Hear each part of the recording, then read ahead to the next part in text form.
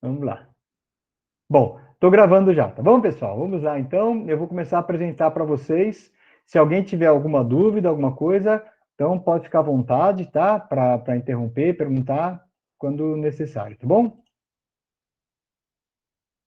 Vocês estão vendo a minha tela? Sim. Beleza? Então tá bom, gente. Vamos lá. Bem, vamos falar hoje dentro dessa perspectiva das teorias que colaboram para o estudo da personalidade, vamos falar hoje da psicologia da Gestalt, tá bom? Então, eu vou iniciar falando um pouco, né, do Histórica. Nós temos três autores, diferente da psicanálise, da psicologia analítica, que nós temos um precursor, que é o Freud e Jung. Na Gestalt, nós temos três autores que trabalharam em conjunto. É uma teoria que foi desenvolvida por esses três autores, tá? O Max Wertheimer, o Kafka e o Kohler. São os três que desenvolveram em conjunto essa teoria que causou um grande impacto na Europa e se contrapôs tanto é uma teoria que se contrapôs com todo mundo, tá? Se contrapôs com a escola do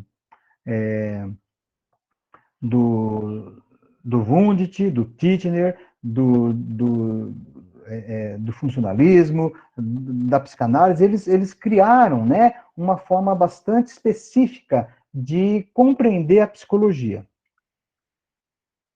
Bom, vamos começar então na questão histórica, né? O Kohler, ele estudou macacos, né, em Tenerife, tá? Que é uma ilha que fica localizada a 200 milhas lá da África, da costa da África, porque ele ficou interessado em ver de que maneira que os macacos resolviam problemas.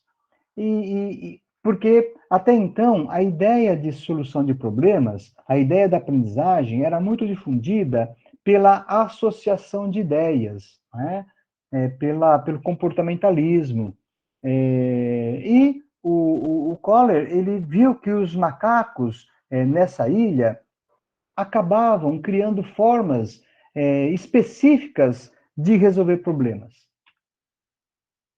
E como que foi a experiência que ele fez? Né? Então, ele colocou macacos em gaiolas grandes, né? E dava para esses macacos instrumentos que esses macacos teriam que usar para obter comida, só que não ensinava nada, tá? Ele dava, por exemplo, ele colocava o macaco numa gaiola e colocava uma banana, uma tigela de comida fora da gaiola e dava para esse macaco alguns, por exemplo, ele dava bambus, pedaços de bambus, né? E via o que o macaco fazia, tá? E aí ficava lá observando. Essa era a experiência que ele fazia. E o que ele percebia, né? Ele percebia que os movimentos que o macaco ele tinha para pegar esse alimento é como se eles tivessem alguma coisa em mente, é como se eles estivessem planejando alguma coisa, o que para ele é uma coisa fantástica, né? Ele via que os movimentos que o macaco tinha eram movimentos deliberados, propositais. Era diferente, por exemplo, dos estudos que estavam sendo feitos com animais na área do comportamentalismo, tá? Vocês devem ter ouvido falar já, né, dos experimentos que se faziam com os cachorros lá, experimentos que fazia com gato, que colocava o animal com rato, né? Que colocava o animal numa condição problema e o animal ia por tentativa e erro até chegar numa situação que ele conseguia resolver o problema, tá? É igual quando você coloca o Skinner, ele desenvolvia muito nessa época essas experiências, né? Então, o Skinner, por exemplo, ele colocava um ratinho numa gaiola e colocava e esse rato, ele deixava o rato sem comer, sem beber. Então, o rato ficava lá 2 dias sem beber água. Então, ele ficava sedento. Então, ele colocava lá o rato na gaiola, e tinha um dispositivo nessa gaiola que, se o rato ele batesse na alavanca, era liberada uma gotinha de água para o rato ia lá e bebia. Então, só que quando o rato é colocado na gaiola, o rato não sabe de nada. Então, ele fica rodando, rodando, rodando, aí, sem querer, o rato ia lá, batia na alavanca e saía uma gotinha de água. Aí o rato tomava. Aí o rato continuava andando, andando, batia de novo sem querer, aí liberava. Até o rato aprender que, se ele quisesse ter água, ele tinha que ir lá e pressionar a barra. Tá? Então, até então, a ideia da aprendizagem, a ideia de solução de problema, caminhava um pouco por aí. E o Kohler, quando ele vai estudar esses macacos da Tenerife, ele percebe que não é assim. Ele percebe que os macacos, eles tinham uma capacidade incrível de solucionar problema usando instrumentos que eles tinham à mão. Então, por exemplo, quando ele colocou, e eram macacos selvagens, eram macacos que estavam lá na ilha, não era um macaco, não era igual o rato de laboratório que você vai lá e ensina ele a aprender a fazer alguma coisa, tá? Esses macacos não, eram macacos lá da ilha, então ele pegava, colocava na gaiola e colocava essa comida fora da gaiola, tá? Então, o macaco dentro e a comida fora. E dava uns pedaços de paus lá para o macaco, tá? E interessante que o macaco, ele olhava para aquela comida, e aí ele pegava aquele pedaço de pau e puxava a comida para ele. Então, é como se fossem movimentos deliberados, ou seja, não era um movimento que o animal aprende com tentativa e erro, né? Vai tentando, vai errando, vai tentando, vai errando, até conseguir fazer de novo. Não, né? Ele notou que é como se o macaco, ele construísse meio que um planejamento daquilo que estava à sua volta e se utilizasse de elementos que ele tinha à sua mão, né, disponível, tá? Então, era muito diferente daquele modelo que até então se estudava de aprendizagem, que era aquela coisa, sabe, a tentativa de erro até acertar, quando acerta, faz a relação, né, das ideias, tá? Então, o Kohler descobriu que não era só dessa forma que existia a possibilidade de aprendizagem.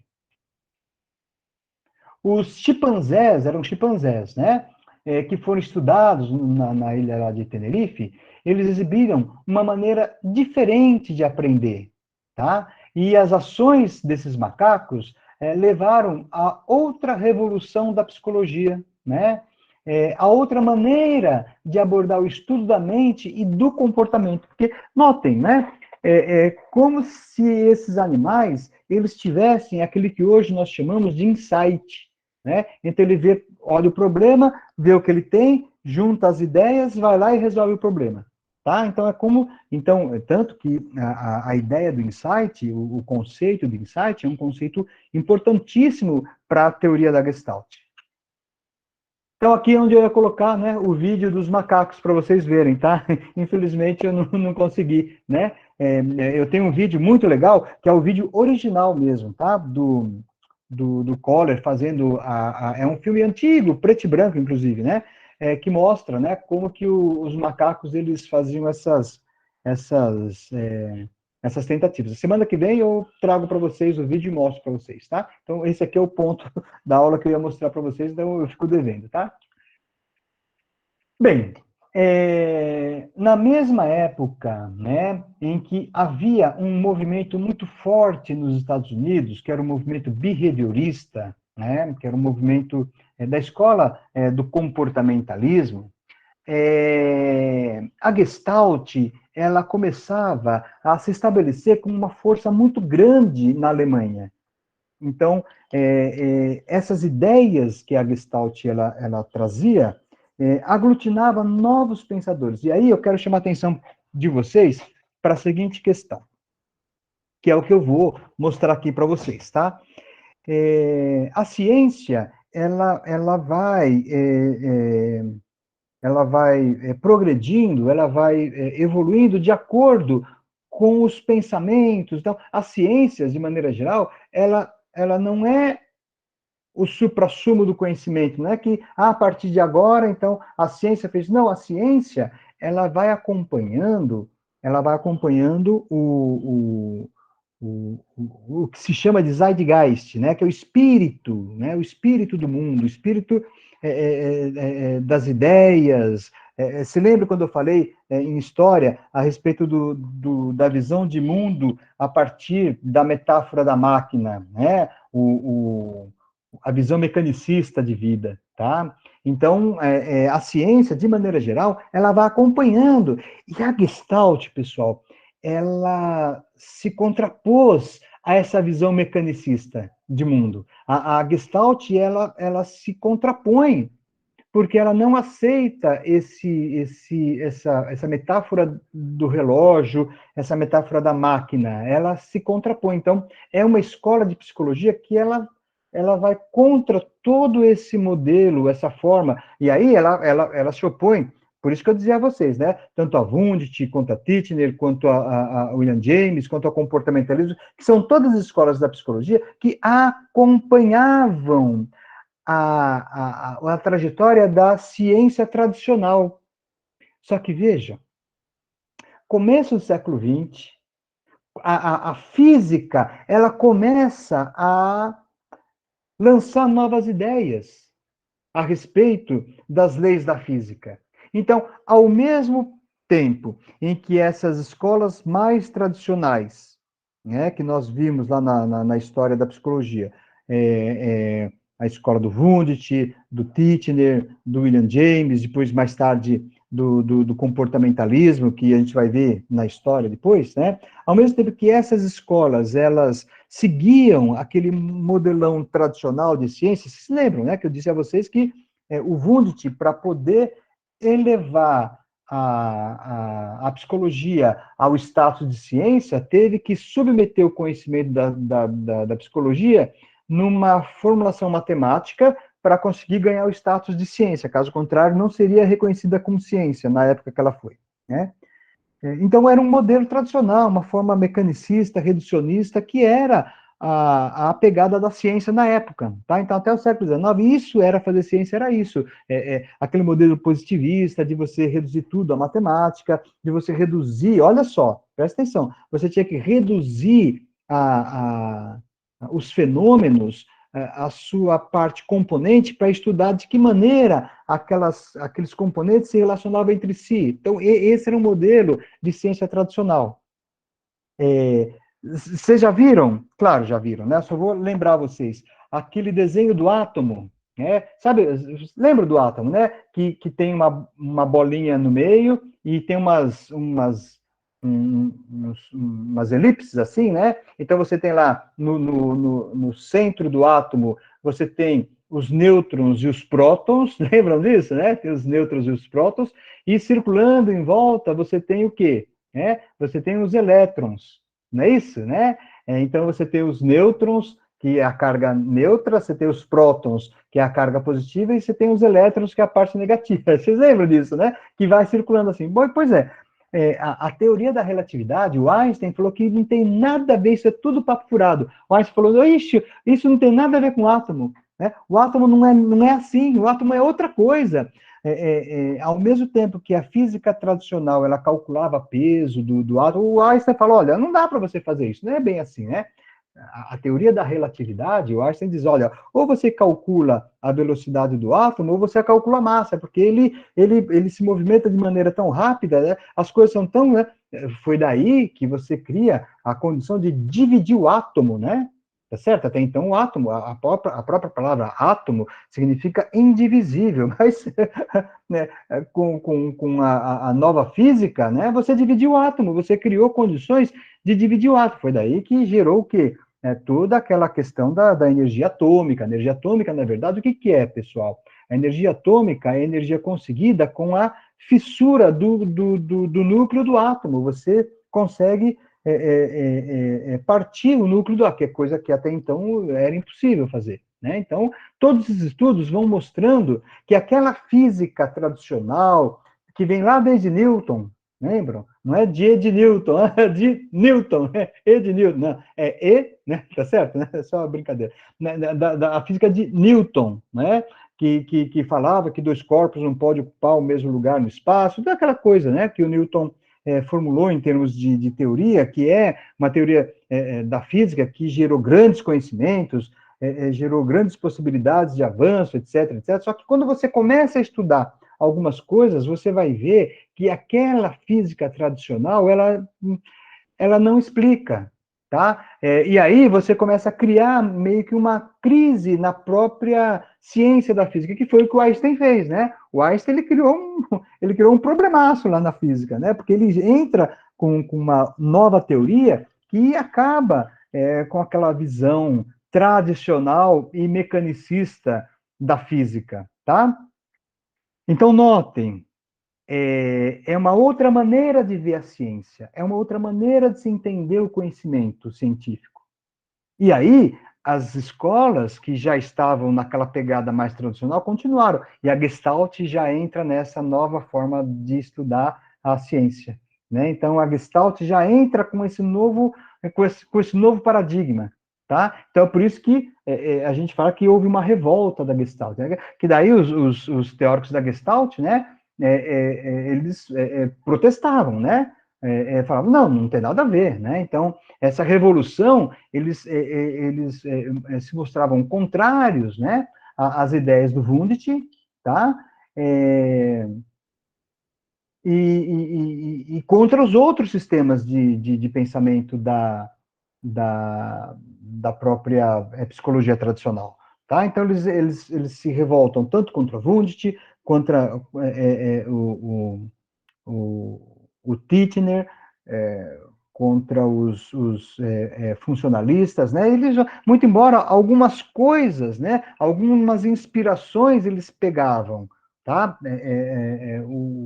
Do Wundt, do Titchener, mas a rigor eles faziam um contraponto em relação a essas escolas que até então estavam sendo referência na psicologia, tá? Então, só para vocês terem uma ideia, né?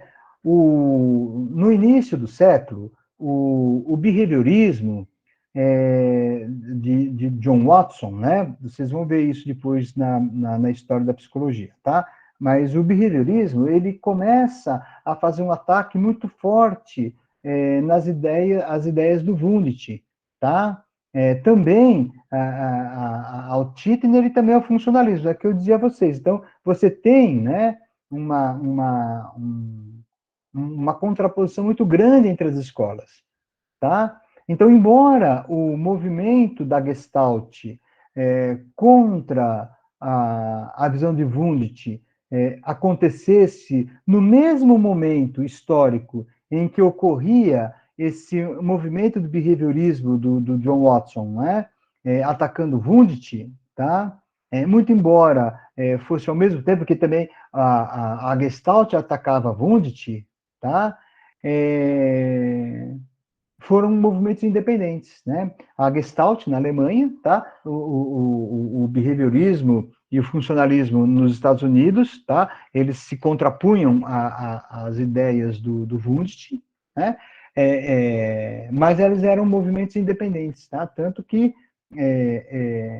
na perspectiva da Gestalt, o comportamentalismo também, ele trabalha, ele funciona, ele se estrutura em termos da ciência tradicional, né, da ciência positivista tradicional, né? E a Gestalt, ela se contrapõe a essa forma de entendimento de ciência e de psicologia, tá? Por isso que a Gestalt, ela vai trabalhar de maneira independente, né? Tanto dos funcionalistas, quanto dos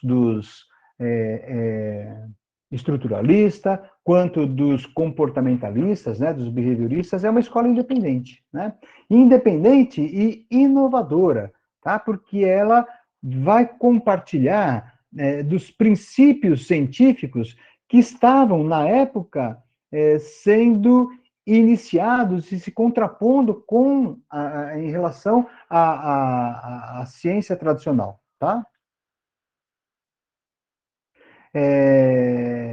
E também, né, obviamente, ainda que tanto a Gestalt, né, quanto o comportamentalismo, o funcionalismo, eles se opunham, né, ao Wundt, eles não, eram escolas independentes, tá? E, ao mesmo tempo, independente e também se contrapunham, tá? Porque foi o que eu disse, né? Então, a Gestalt, ela dizia, por exemplo, que o comportamentalismo era baseado na ciência tradicional, tá? Naquele modelo de ciência do século XIX. E a Gestalt, ela já surge, né, com outra proposta, com uma outra pegada na ciência, né? Então, ao mesmo tempo que você tem lá o comportamentalismo sendo gestado a partir de uma visão tradicional, de uma ciência tradicional, né, a Gestalt vai falar que não. E vocês vão ver alguns pressupostos, né, vocês vão ver alguns elementos conceituais da Gestalt que vão negar completamente essa visão mais tradicional de ciência, tá? Aliás, ela vai se apropriar dessa visão inovadora de ciência para poder se estabelecer como uma outra forma, como uma outra escola de psicologia, né? Então, por exemplo, né, os psicólogos gestaltistas, eles admitiam, né, o valor da consciência, tá? Eles tinham clareza da importância de se estudar a consciência. Só que o que eles criticavam, né? Eles criticavam a maneira de reduzir a consciência a elementos menores, tá? Que era o que o Wundt e o Titchener faziam, né? Eles buscavam os elementos básicos da, da teoria para poder, da consciência para poder elaborar uma teoria, né? Que era um modelo reducionista, que era um modelo tradicional de ciência. Era assim que se fazia ciência no século XIX, tá?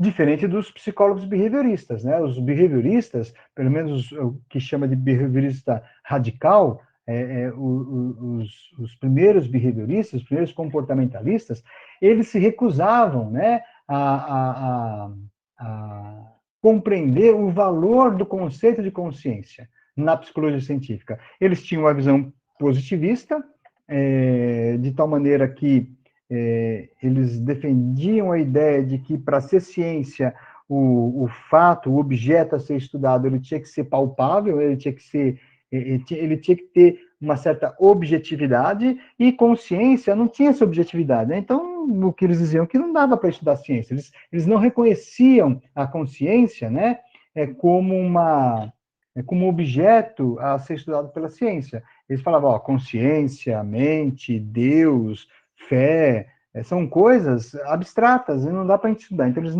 não consideravam, né? Diferente do pessoal da Gestalt, né? Que efetivamente eles entendiam e davam muita atenção para isso, tá? Para eles, a ideia da ciência é uma das ideias fundamentais para poder entender a maneira pela qual o indivíduo ele organiza, né, o seu mundo mental, tá bom?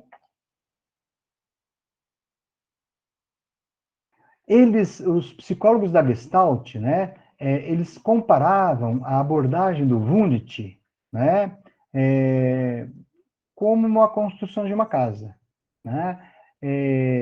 Então, eles diziam o seguinte, olha, o Wundt, a concepção da psicologia do Wundt é como se fosse uma casa em construção, tá? Então, cada elemento, né, cada tijolo seria colocado, e aí você passa, né, argamassa, você passa o cimento e põe outro tijolo, né? Então, você vai juntando os tijolos pela argamassa e você vai levantando a parede da casa, tá? Então, eles diziam que os gestaltistas, né, em relação às ideias do Wundt, eles diziam que é como se você estivesse analisando a construção de uma casa, né? Porque a casa, a parede da casa, ela é feita pelos tijolos, né? Que são somados, eles vão, na medida que eles vão sendo colocados, eles vão determinando a maneira como aquela casa vai ficar construída, tá? Então, eles entendiam que o Wundt, a psicologia do Wundt, partia de algo parecido com essa ideia, né? Só que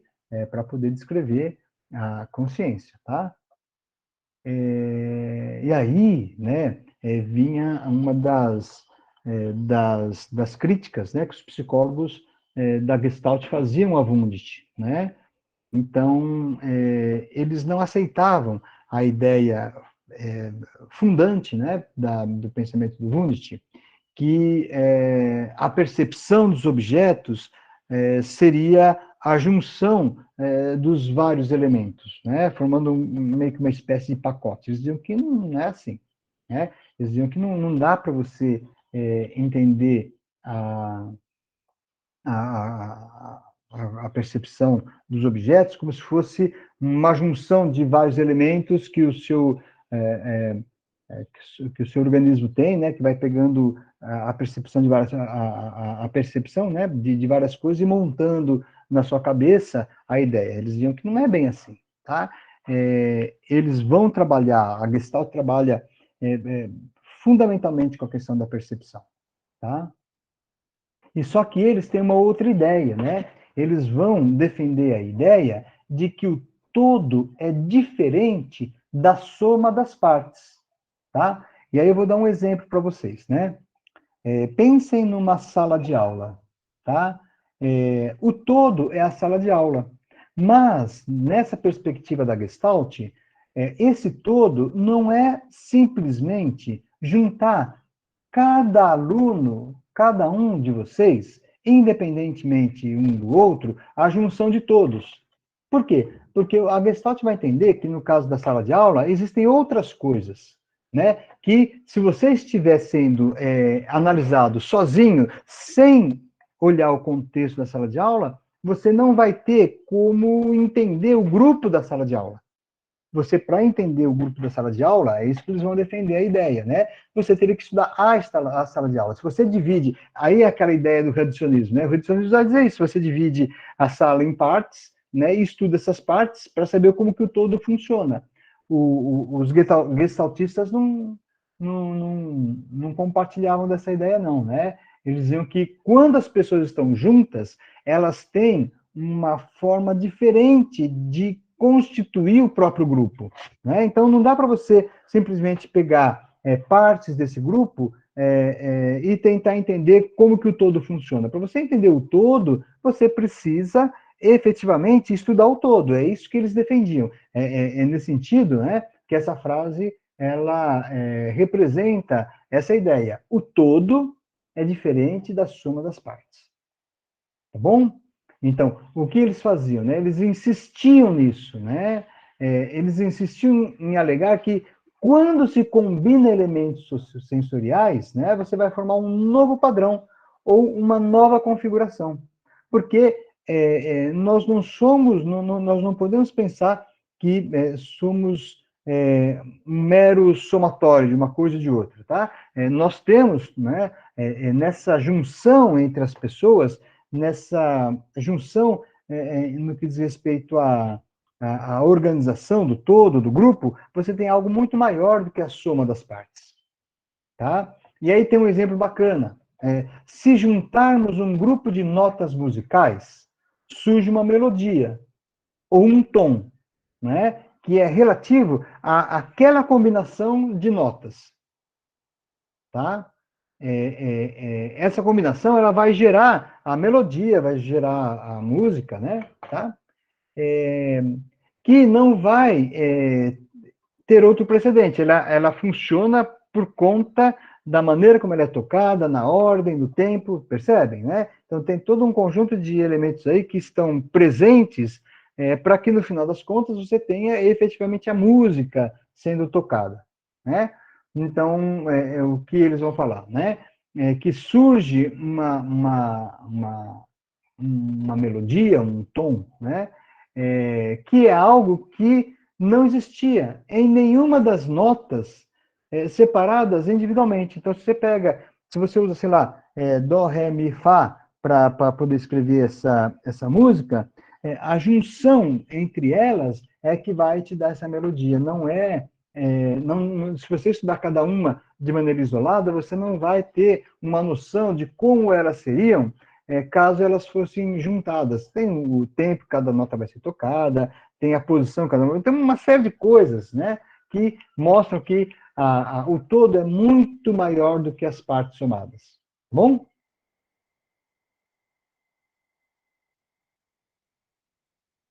Bom, aí os psicólogos da Gestalt, eles acreditavam né, eles acreditavam que existiam muito mais, né, na percepção do que os nossos olhos normais, comuns, conseguem identificar, tá? A percepção, né, ela vai muito além dos elementos sensoriais, dos dados físicos básicos que são proporcionados aos órgãos do sentido. Você se lembra quando a gente falou do, do sino tocando, da lâmpada apagada?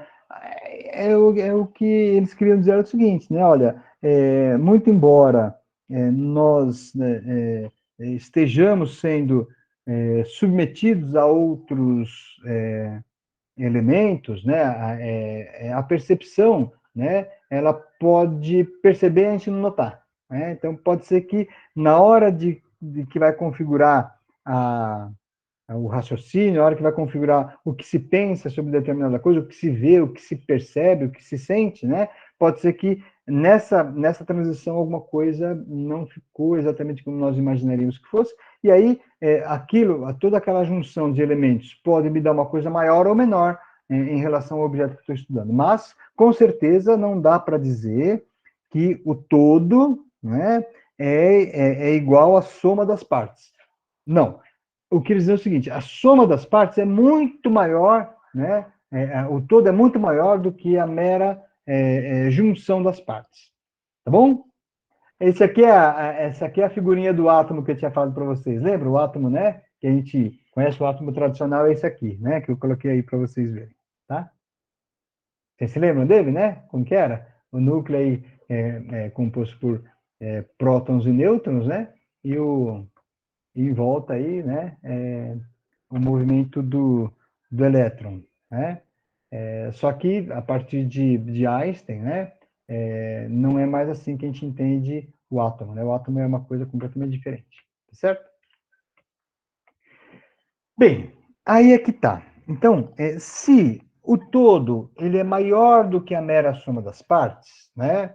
Durante o processo de perceber as coisas, durante o processo de perceber as coisas, né?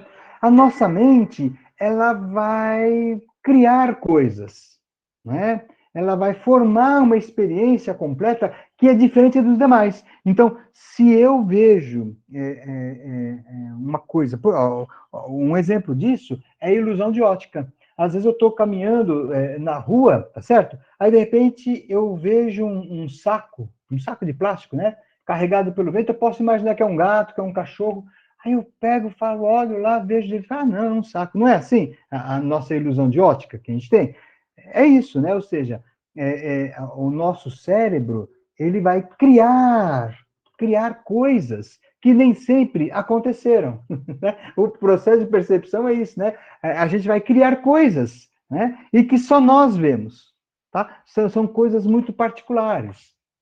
Então, desse Professor, modo, pois não, pode falar. oi, professor. Tem Opa, um, diga. tem um filme muito bonitinho que chama-se O Som do Coração, que é uma criança que ela tem um talento, um dom, né, peculiar. Ela nasceu com esse dom musical e ela ouve música em tudo, no som das folhas, tudo para ela tem uma melodia muito bonita. Olha só que interessante. É mais ou menos isso, né? O que faz, e quem está falando, eu não estou vendo aqui, porque estou apresentando. Quem que falou? É a Regiane. Oi, Regiane. Então, Regiane, muito bom o exemplo que você dá, porque é mais ou menos isso que acontece com um artista. O que faz um artista ser um artista? É a capacidade que ele tem de perceber coisas que as pessoas não percebem. Então, todo mundo está recebendo o mesmo estímulo, só que ele olha para aquele e fala, peraí, né? Eu acho que isso... Ele vai lá e ele transforma numa experiência subjetiva, a partir da maneira como ele vê, ele mexe naquilo e dá uma coisa diferente. Aí, quando ele mostra para a gente fala, nossa, né, que coisa legal. Por quê? Porque ele teve essa percepção, tá? Então, por isso que eu digo que esse exemplo é um exemplo muito bom, porque é isso, né? A gente entende, olha, Vocês conhecem o Tom Zé? Não sei se vocês já viram o trabalho do Tom Zé. Para mim, na atualidade, é um dos maiores compositores do Brasil. O cara é fantástico, ele é muito, muito, muito bom. Muito bom. Ele cria sons, ele cria melodias do desafino. Ele está cantando desafinado e você fala, meu, que coisa fantástica. Se eu vou cantar aquilo, eu não consigo traduzir. E ele pega as coisas, né? E consegue transformar em músicas que não só a letra, mas a melodia, o jeito, e às vezes ele usa só uma caixinha de fósforo para bater, e o jeito que ele faz fica uma coisa fantástica. Puxa vida, né? Olha que coisa maravilhosa, né? E você não sabe como que ele... E ele brinca, né, com os sons, tá? Ele brinca. Então, de repente, ele está com o pessoal e ele brinca com as palavras, com o ritmo, ele pega uma caixinha de fósforo, um banco, uma coisa, e começa e saem umas músicas fantásticas. Quem não conhece, procure conhecer. Entra lá no YouTube, vocês são jovens, talvez vocês não tenham tido a oportunidade de conhecer o Tom Zé, mas ele é fantástico. Na minha opinião, é um dos maiores músicos, é um dos maiores autores e intérpretes que nós temos hoje, né? Coloque lá no YouTube quando vocês tiverem a oportunidade, né? Tom Zé, e veja o trabalho dele. Gente, é fantástico, né? E é isso, né? Ou seja, ele tem a capacidade de pegar as coisas que estão aí e transformar em algo que vira arte, tá? Então é isso. Então a Gestalt ela vai trabalhar nessa perspectiva, tá? Então desse modo, dessa maneira, a percepção não é uma impressão passiva, uma combinação de elementos sensoriais, como seria a proposta do Wundt, do Titchener, tá? Eles tinham essa proposta, né? Tanto que você tinha lá a experiência introspecção, da introspecção, o método da introspecção, né? Por que o camarada, ele engolia uma mangueira de borracha e o outro ficava colocando água quente, água fria, para ele poder dizer o que ele dá? Era uma coisa passiva, era um organismo passivo, tá? Na visão do Titchener, do Wundt, né? Então, na Gestalt, não. Né? A Gestalt fala, não, imagina, né? Não é nada disso, tá? Então, é uma combinação de elementos sensoriais, mas para cada pessoa isso vai representar uma coisa. E, gente, isso é tão importante quando a gente pensa em psicologia, porque muitas vezes as pessoas brigam mesmo, né? Deixam de se falar, porque cada qual percebe um determinado estímulo de uma maneira diferente. Então, quantas vezes eu trabalho com família, né? Eu sou terapeuta de família, de casal, quantas vezes no atendimento eu percebo, falo, poxa vida, mas peraí, vocês estão falando da mesma coisa.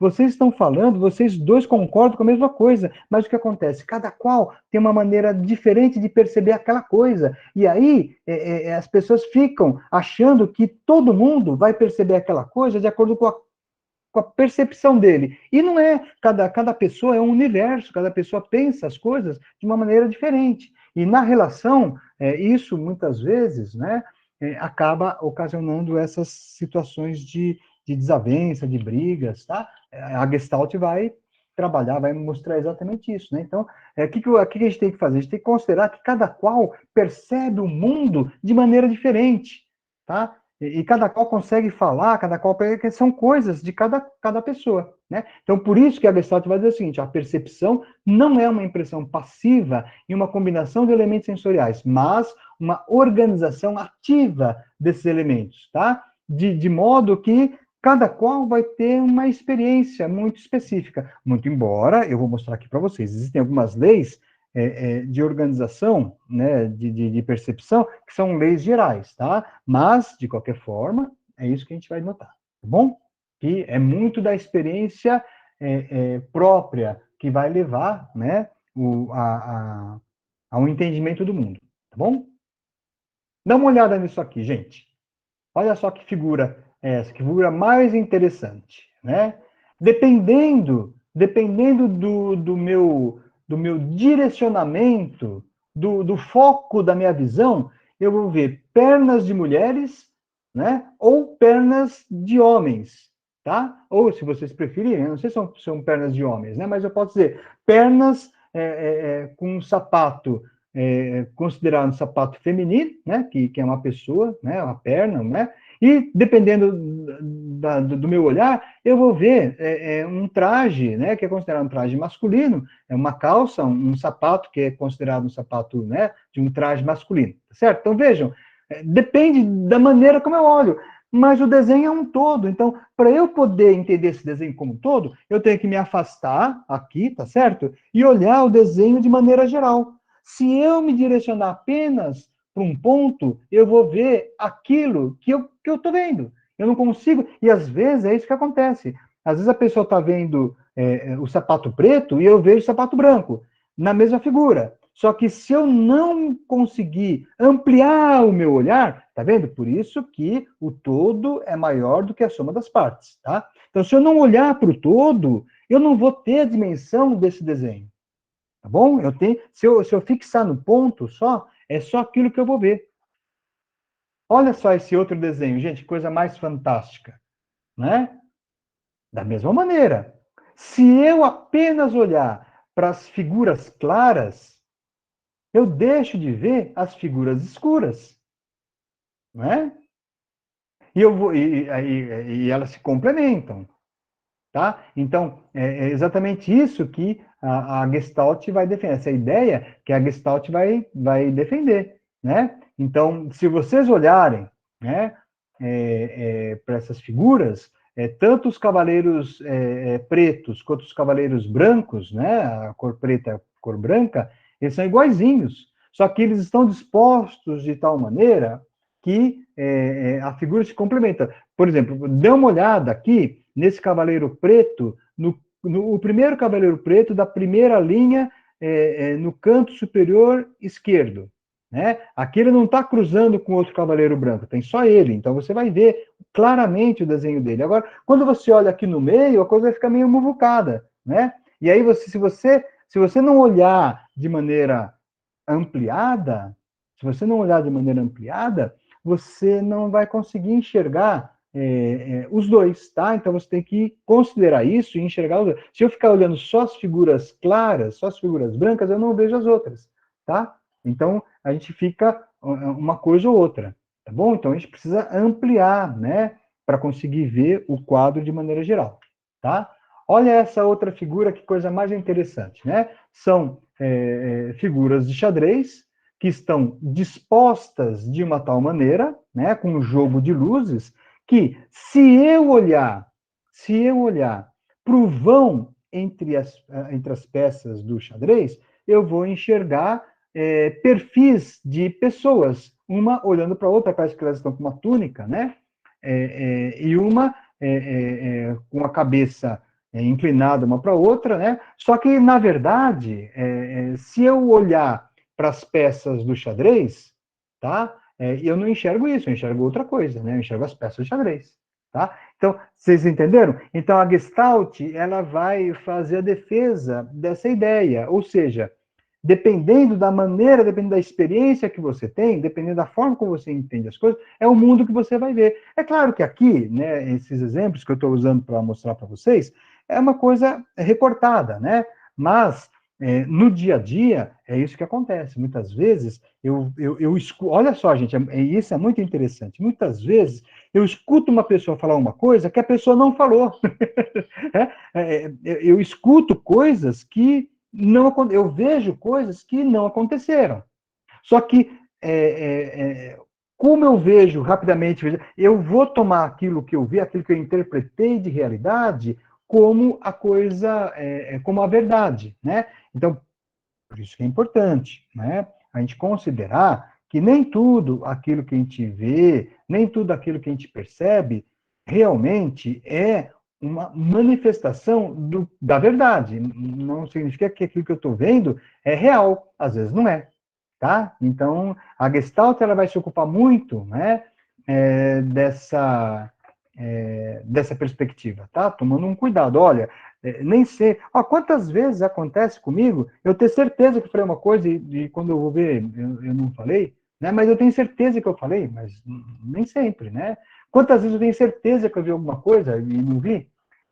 No consultório, isso acontece com muita frequência, né? Então, por exemplo, né, chega o paciente e se queixa, né, que a namorada, quando ele sai, né, que a namorada fica olhando para outras pessoas, é ele que está vendo isso, né? Tá certo? Ou vice-versa, a namorada fala, mas o meu namorado, quando eu saio, ele fica olhando para outras pessoas. Às vezes, ele nem está olhando para outras pessoas, né?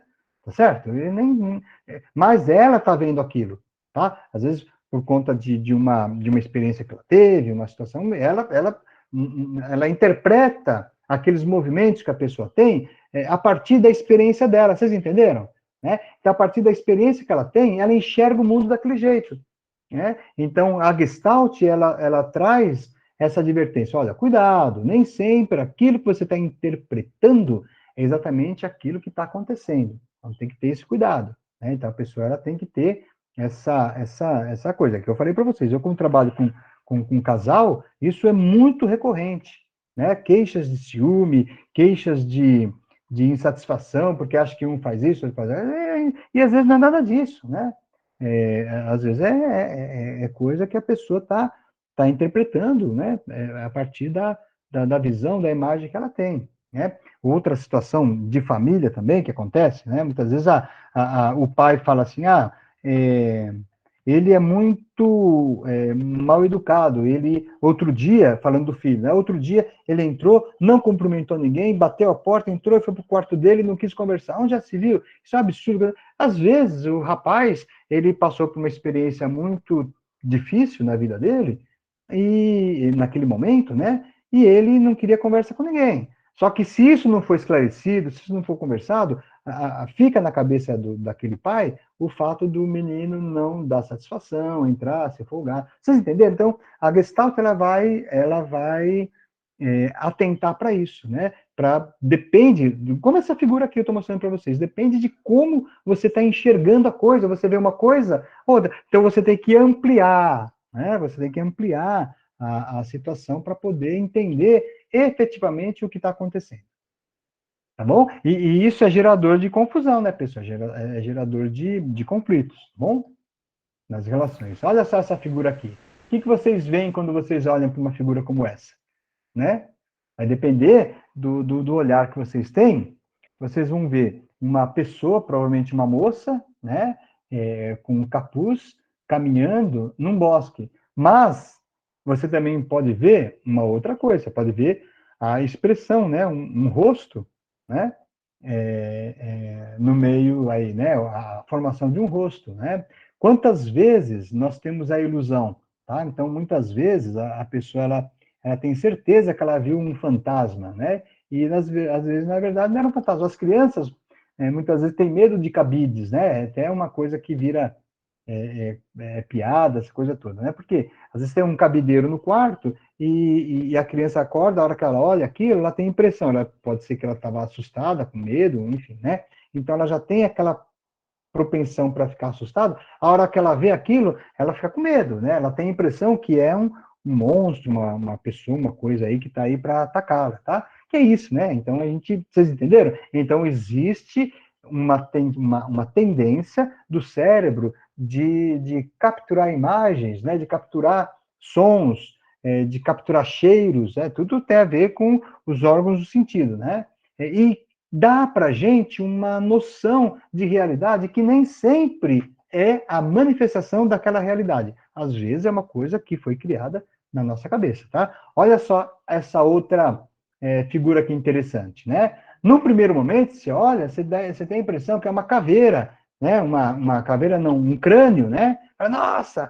Mas a hora que você vê, não é. É uma moça que está sentada diante de um espelho, provavelmente uma penteadeira, né? E está se arrumando. Só que, num primeiro momento, a hora que você olha, você tem a impressão que viu um crânio, né? O pessoal fala é uma caveira, né? Mas é um crânio, né? Dá essa impressão. Mas a hora que você olha com detalhe, você vê que não é bem isso. Ou seja, né? A nossa percepção pode nos enganar, né? A nossa percepção, ela pode nos fazer enxergar as coisas de uma maneira que as coisas não são exatamente como nós estamos vendo, como nós estamos enxergando, tá bom? Essa aqui também é bastante tradicional, né? Uma figura bastante tradicional, né? Num primeiro momento, né? Eu posso enxergar um casal de idosos, um olhando para o outro, mas também pode ser que eu estou enxergando aí um violeiro tocando um violão, uma pessoa com a mão na cabeça, aparentemente, né, segurando uma coisa em cima, né, na beira de um muro, perto de uma cortina, e vai dar uma noção diferente, tá? Vai depender, né, da maneira como eu direciono o meu olhar, tá?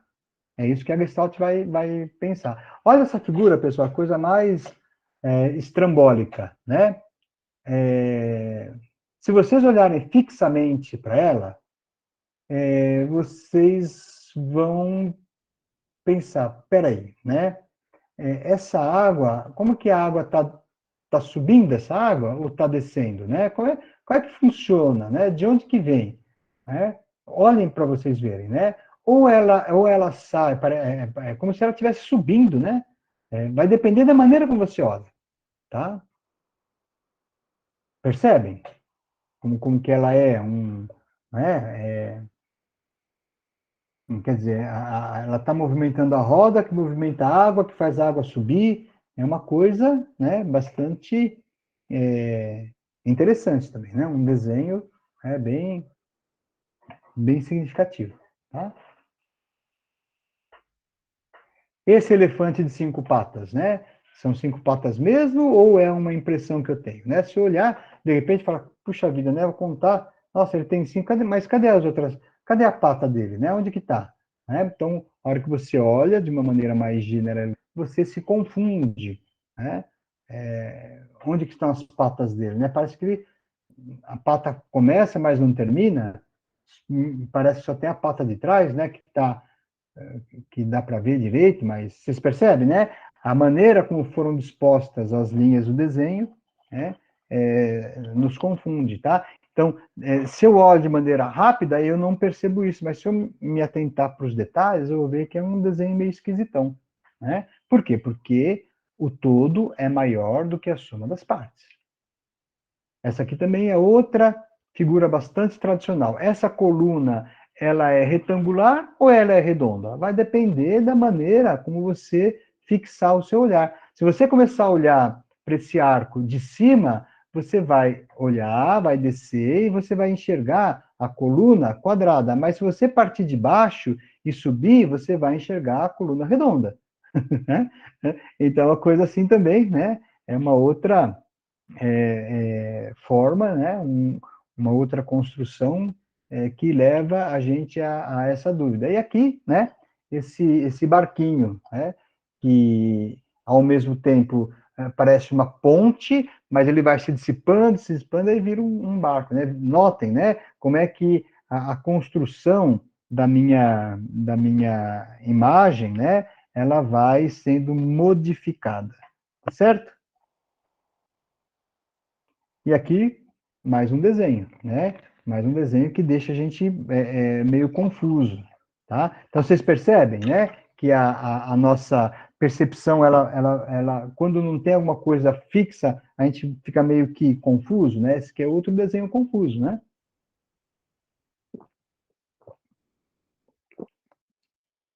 Tudo porque a nossa percepção faz com que a gente tenha uma noção diferente daquilo que está acontecendo, né? Assim, a mente, ela molda e forma os dados originais da percepção, tá? Olha só esse jogo, olha só esses dados aí, né? Olha só a coisa mais interessante. Você olha assim e fala, puxa vida, né? Como que é isso, né? Olha só essa figura, gente. Como que é isso? Né? Como que isso se estabelece, né? A nossa lógica não permite. Agora, o cérebro, ele organiza essa bagunça e nos dá um formato, tá? Então, a percepção de um objeto não muda, ainda que modifiquemos a nossa orientação em relação a ele, né? Então, a gente vai tentando entender, tentando verificar como é que funciona. tá? Então, isso por quê? Porque o nosso cérebro, ele possui regras próprias de organização dos estímulos, tá? Aí nós vamos pensar num conceito bastante importante que nós temos, né? Que é com relação à constância perceptiva, né? Nós temos uma maneira de enxergar as coisas que nos garante uma certa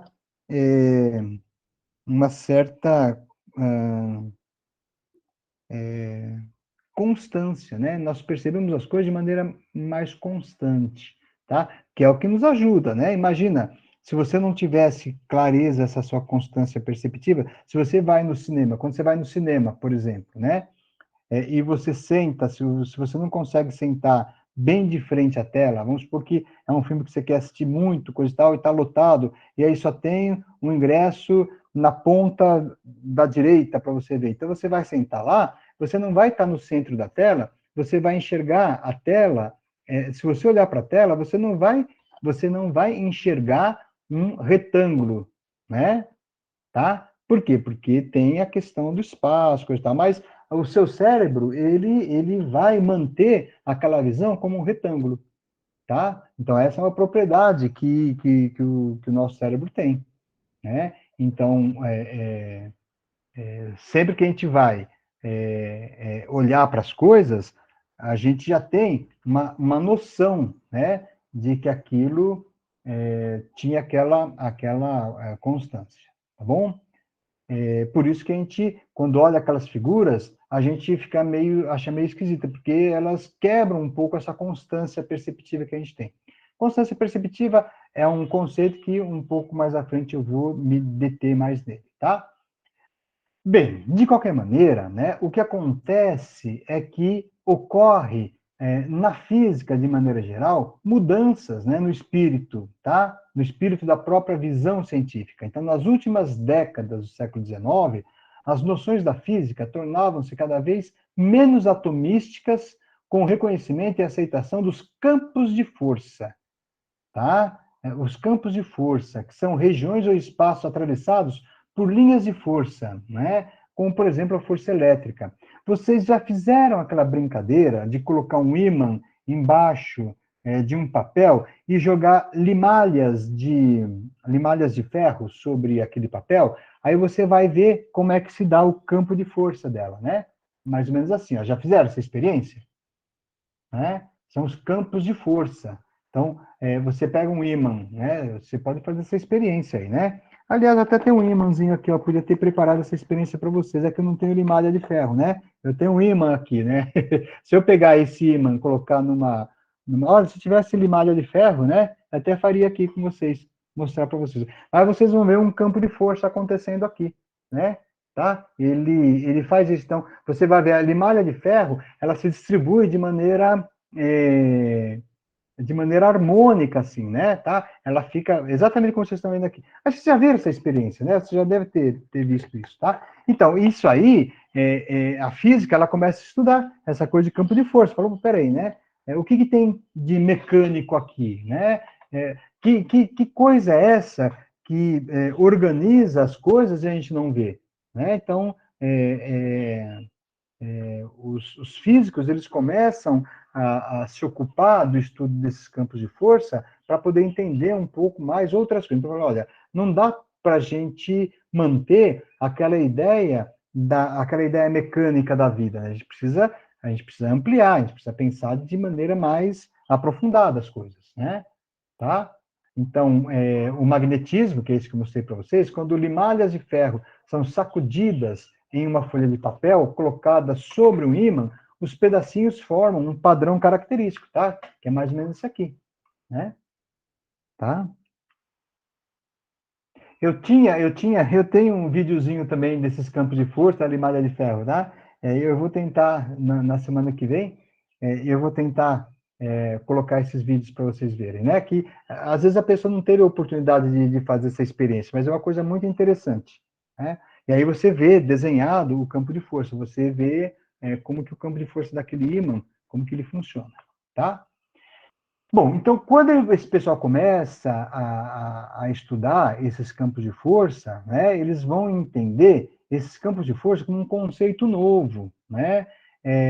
Então, eles entendem como entidades novas, e não apenas a soma dos efeitos dos elementos ou das partículas individuais, né? Então, quando você tem um campo de força, como aquele que eu mostrei para vocês do ímã, você tem, para você poder observá-lo, para você poder entendê-lo, você tem que ter uma visão do todo, né? Não se trata de elementos individuais, mas é uma coisa que já existe, tá? Então, aquela noção do atomismo ou do elementarismo, a ideia do atomismo era você compreender as coisas divididas em pequenas partes, né?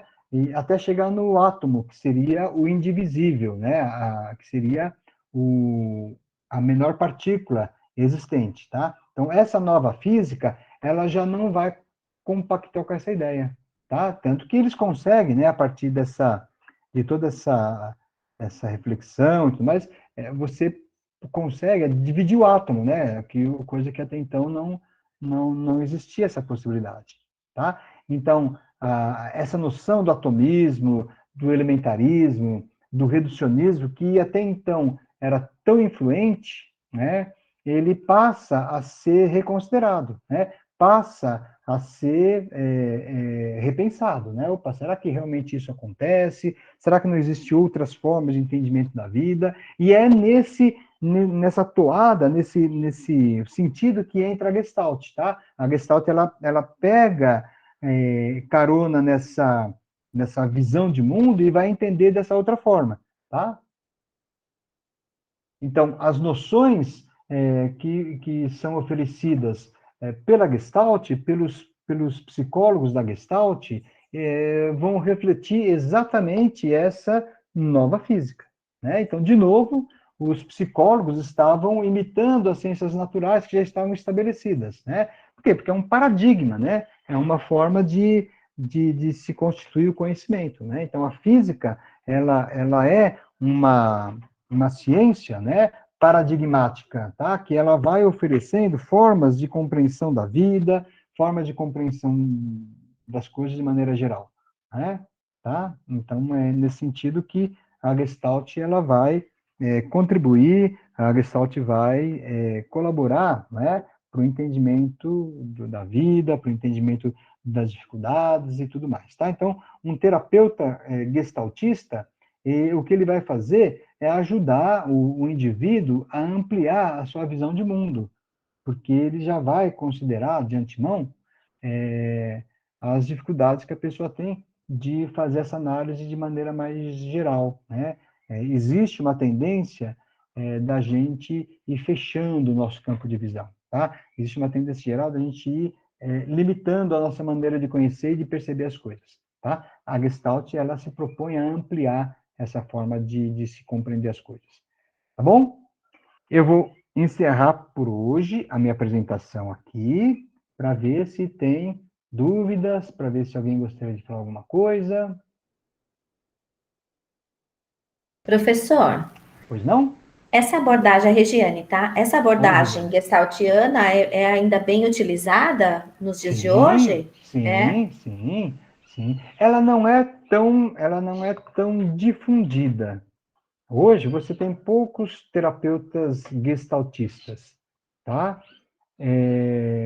Mas já teve mais. Na década de 70 tinha uma quantidade maior, né? Que era seguia um pouco esse histórico, esse movimento, a própria sociedade, né? Essa busca pela ampliação, pelas coisas, porque a Gestalt ela trabalha muito nessa perspectiva da ampliação dos contextos e tudo mais, tá? Hoje você não tem tantos, mas tem ainda, com certeza, né? Que trabalham, tá? Mas não é uma quantidade assim, né? Nós não temos uma tradição tão grande assim, né? De psicólogos gestaltistas, tá? Mas é um movimento muito grande. Ó, a psicologia, pessoal, ela tem 3 linhas, né? 3 linhas das quais as outras surgem, as outras vão derivar, tá? Psicanálise, comportamentalismo e gestalt. São as 3 escolas básicas de todo o resto, tá? As outras vão surgindo por aí, são variações, são aprimoramentos, tá? Que a gente vai ter. Então, tem sim, né? Tá? Na própria. Eu não sou gestaltista, tá? Mas quando eu trabalho com a terapia de família, né? A terapia sistêmica, ela traz muitas contribuições, né? Da Gestalt, tá? Muitas contribuições, né? Então, bem. E é interessante, né? Tem alguns livros que são muito bons, né? Tem um que se não me engano, é Trabalhando com Crianças, que é muito interessante. Apresenta práticas clínicas com crianças a partir da Gestalt, né? Que é uma forma bastante distinta da psicanálise, né? Muito interessante, né? Eu acho que é isso. Eu posso ver depois, né? E dizer para vocês direitinho, né? Como que é o nome. Deixa eu ver se eu acho aqui na internet.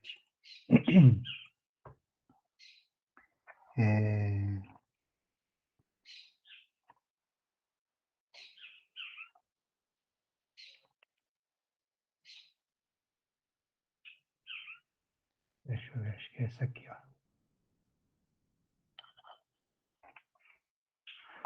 Descobrindo Crianças. Eu vou colocar aqui o nome. É muito legal. É muito legal esse livro. Essa autora, ela é muito boa. É Descobrindo Crianças. Violet Ocklander. Vou colocar aqui o nome da autora, tá? Para vocês, porque ela é gestaltista, tá? Quem tiver interesse, até quem trabalha com crianças, né? Vou colocar o nome do livro também, tá? É Descobrindo Crianças, não é Trabalhando com Crianças. Tá? Vou colocar aqui, ó.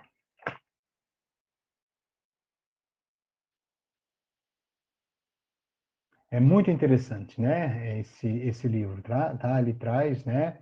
É, a experiência, né? Tem um outro aqui também, deixa eu ver se eu acho aqui para.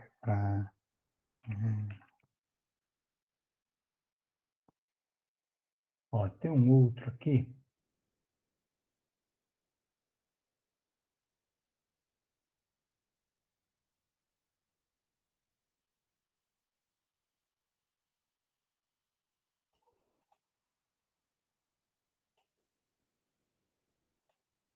Ó, esse livro aqui também é bastante interessante para quem quiser ver um pouco esse movimento que eu falo para vocês, tá? O nome do livro é Não Apresse o Rio, Ele Corre Sozinho.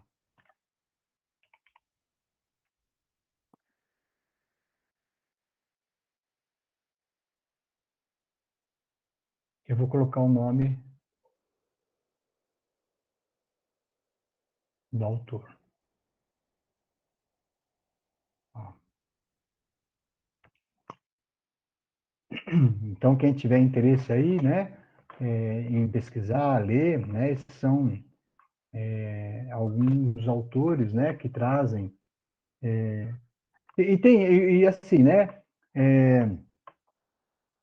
tem alguns vídeos, inclusive, do Pierce trabalhando aí a Gestalt, ela criou uma forma de trabalho, né, chamado Gestalt terapia, tá? E quem tiver interessado, saber como funciona também, né? Eu não tenho como apresentar, obviamente, né, essas teorias mais específicas, tá? Mas às vezes você se interessou, né? Você achou bacana, né? É, então eu vou colocar aqui o nome de um livro, né? Quem tiver interesse, é um livro bastante interessante de um autor muito interessante, tá? Esse autor aqui, o Pierce, ele bagunçou aí, ele bagunçou a, a sociedade aí na década lá de 70, muito bom ele, tá? Ó, o livro é esse aqui, ó. Quem tiver interesse em ler, tá? que é a dimensão mais clínica, né, da Gestalt, tá? Mas a Gestalt não é só clínica, tá, gente? A Gestalt é uma teoria. A partir da Gestalt é que foram sendo criadas as teorias mais voltadas para a clínica, tá? Tudo bem, gente? Então, mais alguma dúvida? Eu gostaria de falar com o senhor no final da aula, pode ser, professor? Pode ser. Pode Obrigada. ser. Tudo bem? Então, pessoal, podemos ficar por aqui? Então tá bom. Rosemary, então você fica na sala e a gente conversa, tá bom? Ok, Pro. Obrigado. Pessoal, boa semana para vocês, bom feriado, bom descanso. Na semana que vem a gente dá continuidade para a Gestalt, tá bom? E eu vou ver se eu consigo acertar os meus vídeos aqui, tá? Um abraço, gente. Tchau.